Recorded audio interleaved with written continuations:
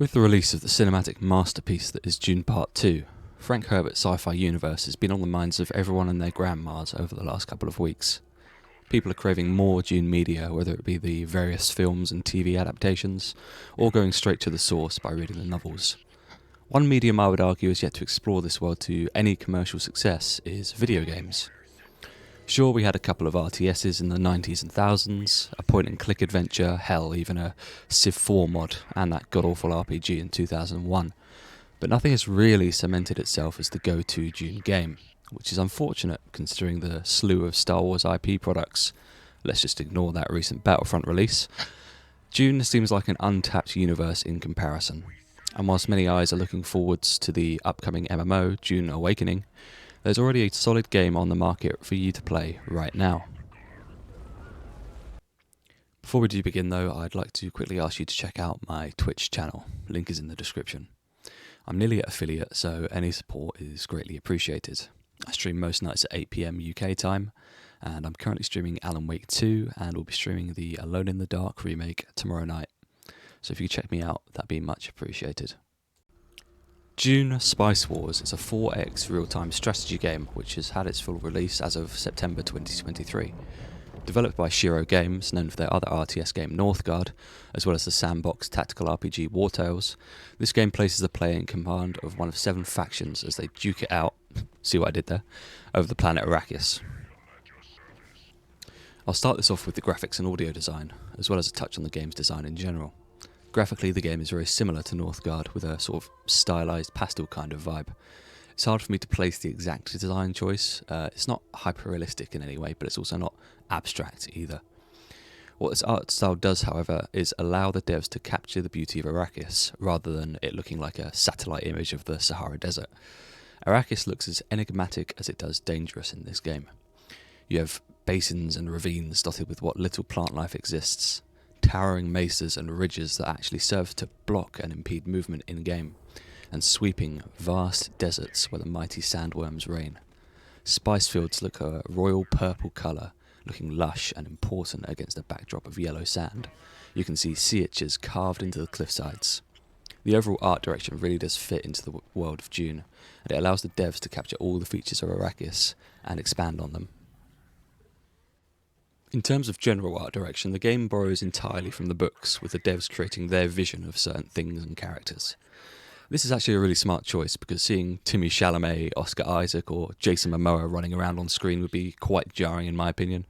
I think if we get any more Dune games in the future, devs should really take note not to try and replicate the movies and rather rely on their own interpretation of book material.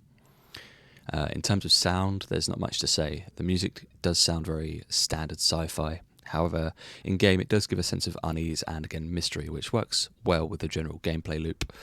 In terms of sound effects, I would have liked a little bit more to bring me into the world. For example, the sound of spice collectors chugging and mulching up sand, or hearing the sound of ornithopters buzzing above. These things are only limited to a few moments in the game. The combat sounds as well leave a bit more to be desired. They sound a bit muted in comparison to the rest of the audio direction. I'll try and cover the gameplay similarly to how I did in the Songs of Six video, starting at the beginning and covering the basic gameplay loop with a few in-depth features to come. Starting the game gives you the option of a tutorial, which I would recommend to most people, to explain the basic and more advanced mechanics. From there you either have single player or multiplayer games. For the purpose of this video, I'll cover just the single-player side.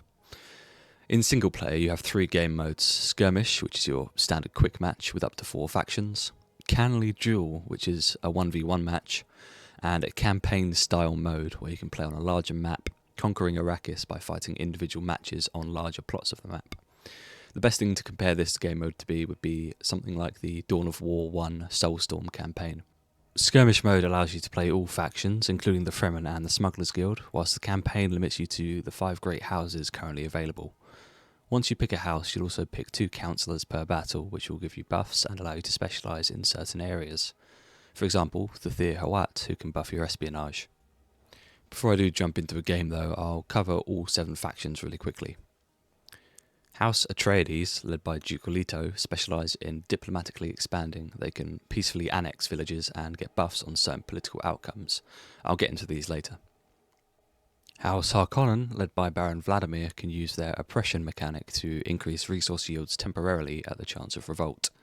They're also geared towards espionage and get buffs to agent generation and abilities. The Smugglers, one of the Fremen factions, can set up headquarters in enemy villages and they can move faster on the map. However, they get malices to the cost of annexing new territory over time. These guys are suited to a more tool playstyle or hit and run playstyle. The Fremen, who are led by Liet Kynes, can harvest spice without attracting sandworms. They can also ally other Fremen natives on the map. They can also use worm riding to transport their troops across the map. However, they have less building slots per territory. House Carino, led by the Emperor, have extra building slots and can also change the outcomes of political resolutions to their favour. However, the cost of annexing new land is doubled the further they are away from their base. House Ikaz, or Ikaz, I'm not sure how you say it, is a developer-envisioned house. These guys are geared to a more peaceful playstyle. Neighbouring territories cannot be attacked by other players. However, they also cannot attack players with which they have a truce. Finally, the newest house, House Vernius, who are from the books, benefit from technological advances. They can harvest spice even in regions they don't control via a network of harvester drones. However, if their settlements aren't linked to a neural network, their productivity is halved. For the purpose of this video, I'll be explaining the core gameplay loop from the perspective of House Atreides, who will probably be likely the first house you'll be playing. Once you pick your faction and councillors, you'll start the game. You'll be placed down on Arrakis with just your HQ and a single ornithopter. As I mentioned earlier, this game is a 4x RTS, meaning you'll be exploring, expanding, exploiting and exterminating your way to victory on Arrakis, all in real time. Starting out, you'll send your ornithopter to explore distant lands, which at the start are shrouded by dense sandstorms. The way these regions work is that they're split by borders, with each region having villages and resources to be discovered. As your ornithopter discovers these regions, they'll be scanned for hidden nodes such as spice fields, rare metals, or one-time decision events that provide resources in a one hit. The villages you uncover are the main source of expansion in this game, as you'll need them to exploit resources within that region. To do this, you'll need to train some basic infantry and send them in to tame the locals. Combat in Spice Wars is nothing special, but your troops will have certain traits which buff them in certain situations, and generally you left-click, right-click, sick them on your enemies. Nothing too in-depth or tactical about it. It is a bit of a limitation in my eyes, as combat normally amounts to who has the most men or the better troops, and there is not a lot of strategy involved.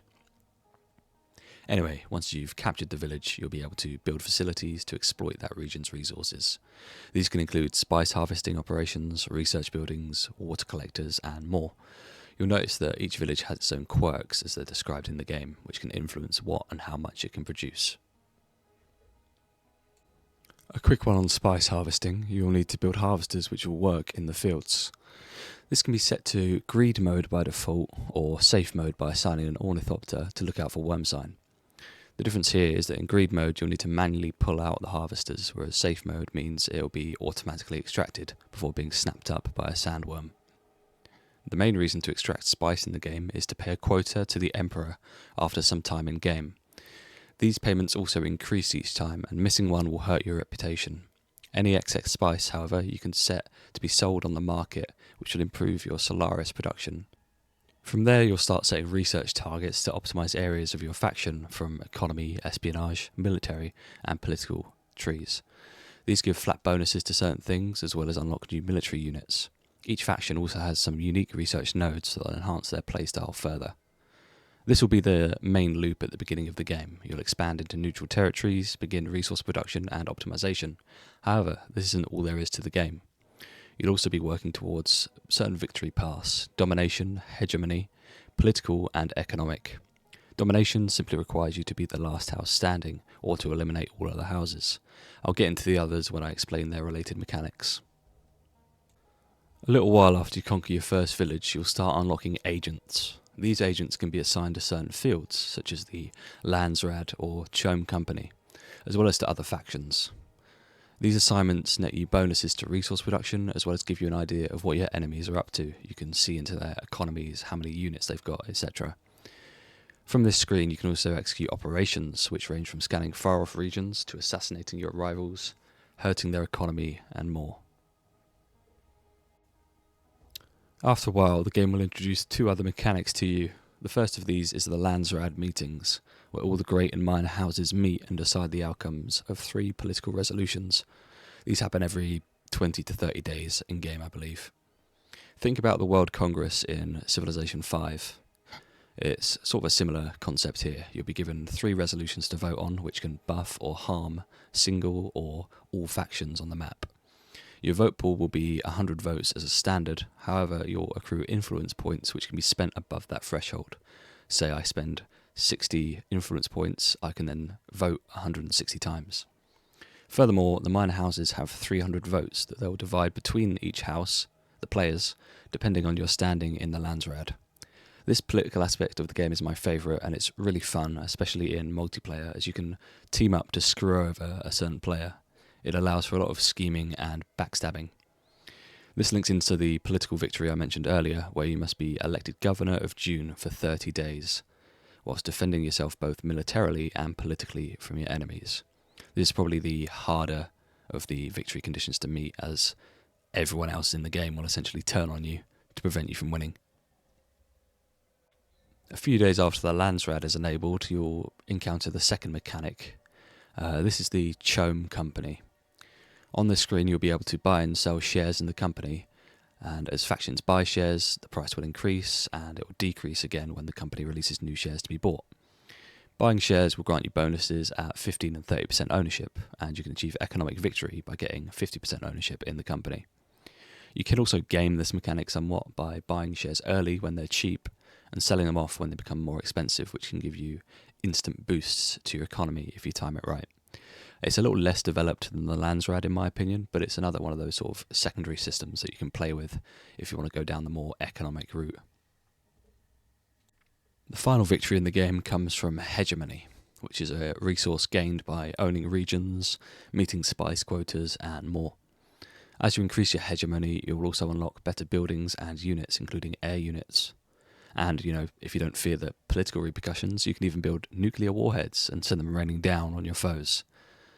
Nothing much else to say on this, but it's just another route you can take in the game. Again, it's probably a bit less developed than the Landsraad and the Chome Company. It's more of a flat level that you reach throughout the game.